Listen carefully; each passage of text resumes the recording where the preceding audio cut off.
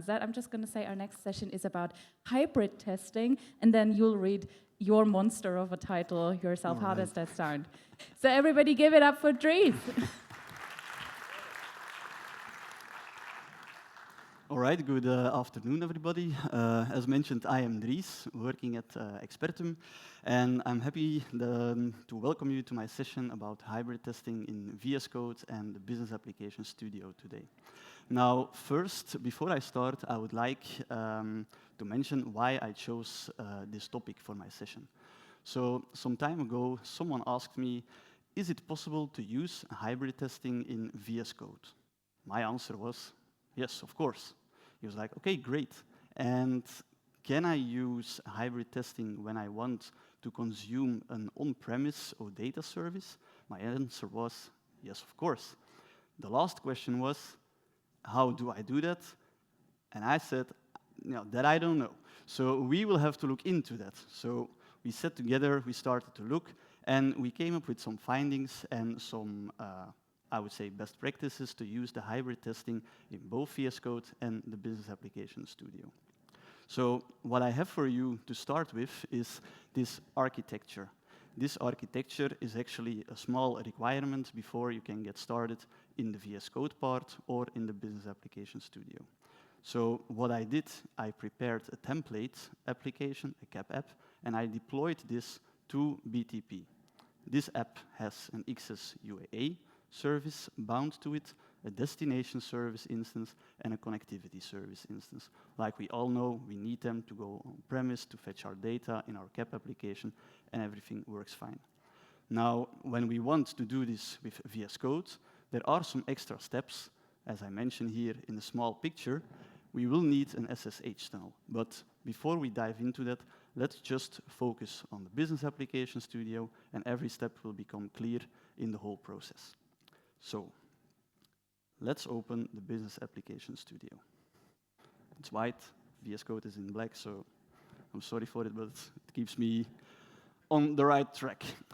So, here I have a template project, and in this template project, I imported two external services. One is the Northwind OData service, just publicly available in the cloud, and one is the Business Partner API coming from my S4 system. Now, no huge magic. Here I have my hybrid service, I have my business partners exposed, and I have my orders exposed. I used CDS import to import the EDMX file to connect to the services. Also, I have a handler, I connect to it, and I just pass the query to the external service, and I get my data, or at least I think I should get my data. So let's work towards it. What happened? Nothing yet. We're gonna clone this project. Let's call it demo 1. Let's get into it. And npm install. While it installs, as we all know, when we import external services, our package.json is extended with these external services. One for the Business Partner API, one for the Northwind. All right, great. Is this gonna work? No, I will just tell it because I only have 20 minutes. So what I will do here is I will put the missing configuration. I will extend my package.json, Business Partner API. I put those credentials so that when I deploy my application, he knows that he has to take the S4 destination in my BTP SIP account, and the same for my Northwind. No magic, just telling him which destination to use and which path that he has to use on that specific service. All right, great. If I run this application, what will happen?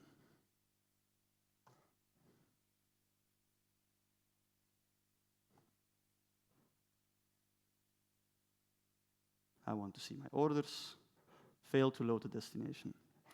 All right, that's not so good. Business partners, same. All right, so we need to do some stuff here. package.json is ready to be deployed.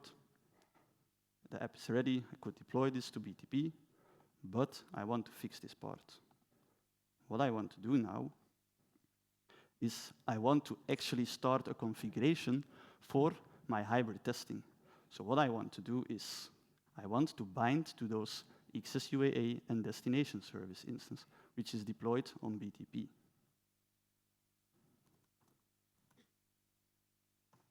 So let's check. I see an XSUAA, and I see a destination service instance, and the connectivity as well. But I don't need that one for now. So what I will do is I will create a profile called BAS, because I'm using the Business Application Studio, and I bind to it. And what happened is in this project, you see that this file, the CDSRC private.json file, was added with the configuration of the XSUAA service instance. This he needs to be able to connect to those cloud service bindings and start the application. Same goes for the destination. I want to bind to that service instance for that specific profile, which is called BAS. I try this out. I see that the profile was extended with the destination configuration from the service instance, and I'm a step closer. So it was added. If you want to use an app router for authentication and stuff, I also have a blog post about it, which I can share afterwards as well with the link, but that's not what it's about now. Here, we say that we just don't want to CDS watch. We want to CDS watch with profile BAS. We specify that this is the hybrid testing profile that we want to use. So let's try this out. As we can see, it says resolving the cloud service bindings coming from that file, CDSRC private. And we try to open it. Let's see where we get. Orders. I get my orders. Okay, that's great. That's first step in the right direction. Now let's try those business partners. Failed to load the destination. Okay, so what's happening here?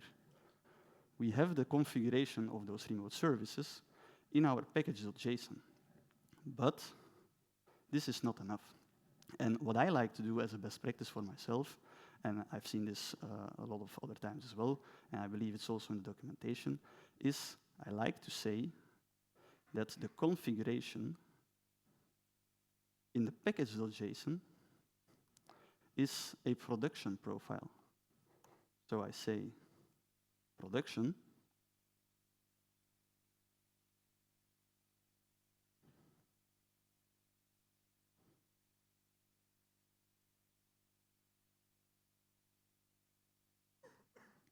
and this means that it will be used, this configuration, in the deployed version. Nothing to do with development, acceptance, production, but as a deployed application. So that's that. But if we want to continue now, our CDSRC private JSON file for the BAS profile, the Business Application Studio, doesn't know anything anymore about these external services. So what I will do, I will take this one, make sure that I have everything, and I go back to this file. I put it in there, and I try to run my app again. Now I do this for the Northwind. Wait. BAS. Okay. I still have my orders. So that means this still works. So let's also use the config for the business partners.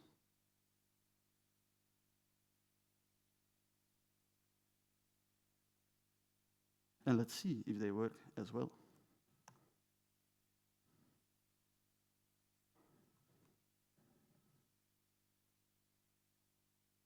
And they don't. Okay.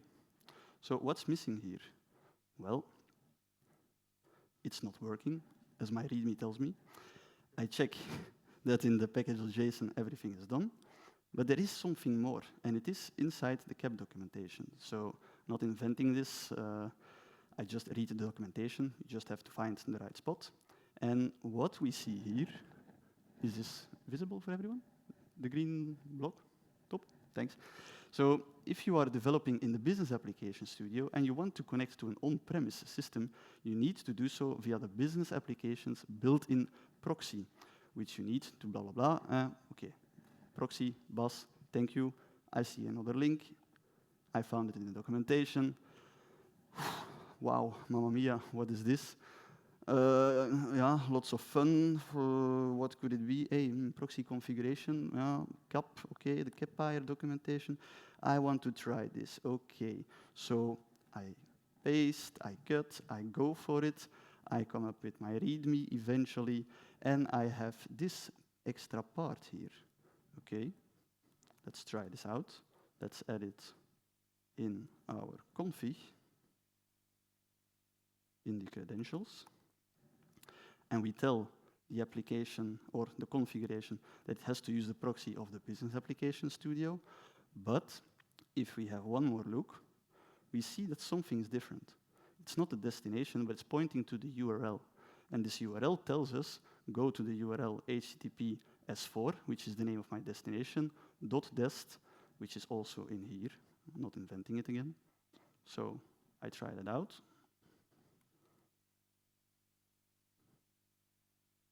I start, and let's see if we get there. And I have my business partners, all right. Okay, great. My ex-colleague would say like, I asked you about VS Code, not about the Business Application Studio. So there I am, proudly with the Business Application Studio, it works. Okay, so let's close this. Let's try to help him out. We close this. Let's not go to Git and like try to fool you with another repo that I have something special in. Let's just delete the node modules. I will even download this folder and I will just drag it into my VS Code. So there we go. Here.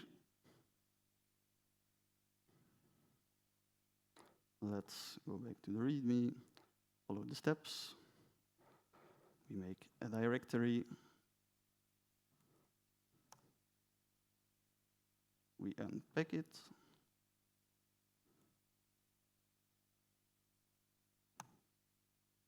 And there we have it.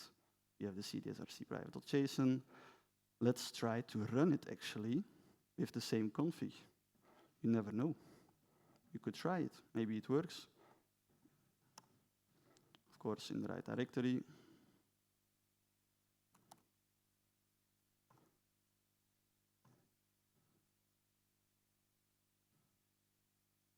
There, it won't work. npm install. Because if this would work, like, that would just be great. But I think you already know the answer. Proxy, Business Application Studio, this has nothing to do with my VS Code, but let's just try it out. We're in the local host, orders. What will happen here? Those work. That's great. Now, let's have a look at the business partners. Oh, error, connection refused, 127. Now, the greatest error that we can think of, but let's try to fix this. So, first of all, we saw that the Northwind is working. So, what will we do? We will keep that. And what we will do as well is we create a profile for VS Code as well in our CDSRC private.json. If you want to exit.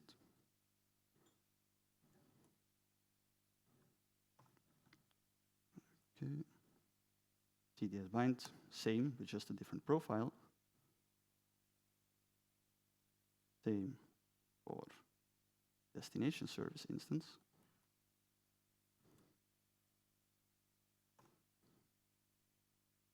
And we should see a new profile in here.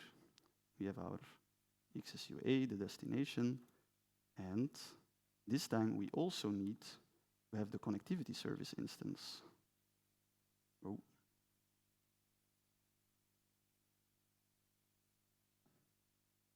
Yeah, great.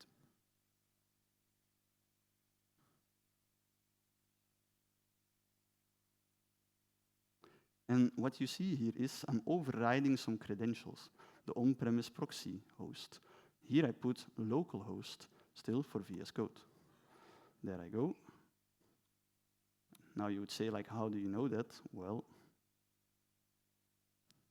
again, CAP-hybrid documentation, CDS bind to my service credentials, on-premise proxy, localhost. It's in there in override cloud's service credentials.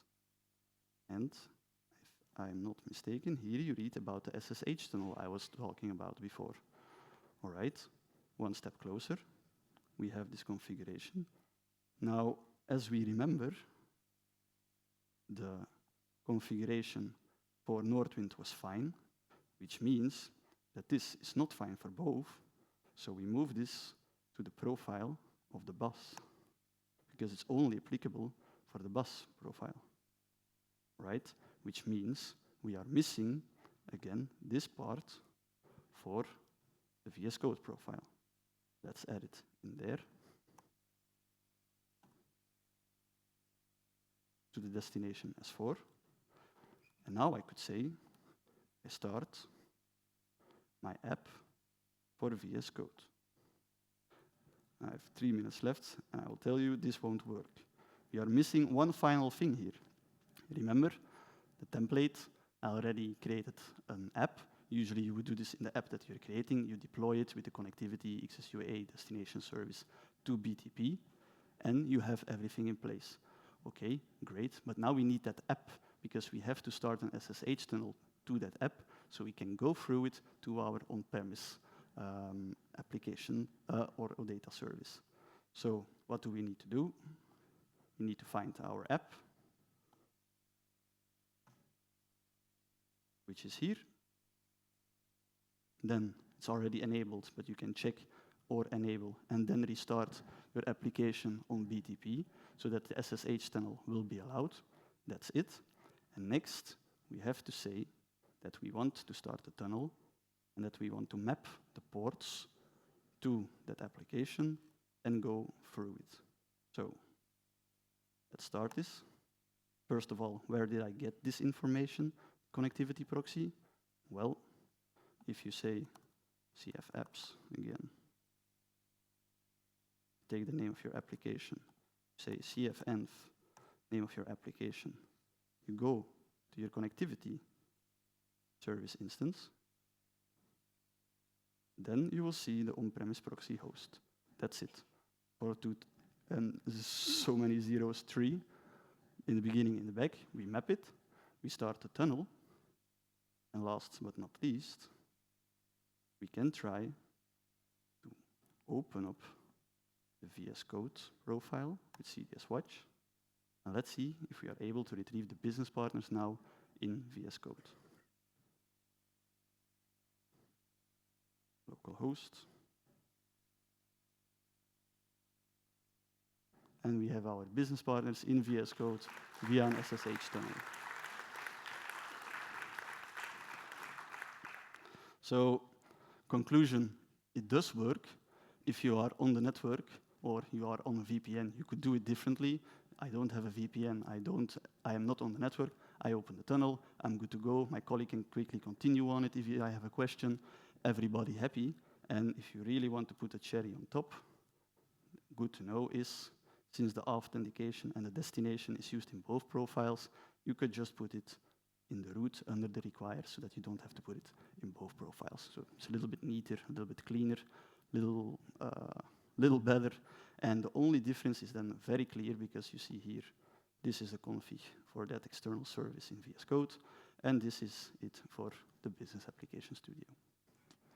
Thank you.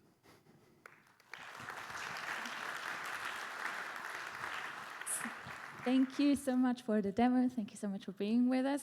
Thank You you. matched the time perfectly, so there's nothing more to say than see you back in 10 minutes for our next session, everybody. And Dries, one more time, this is your round of applause. Thank you.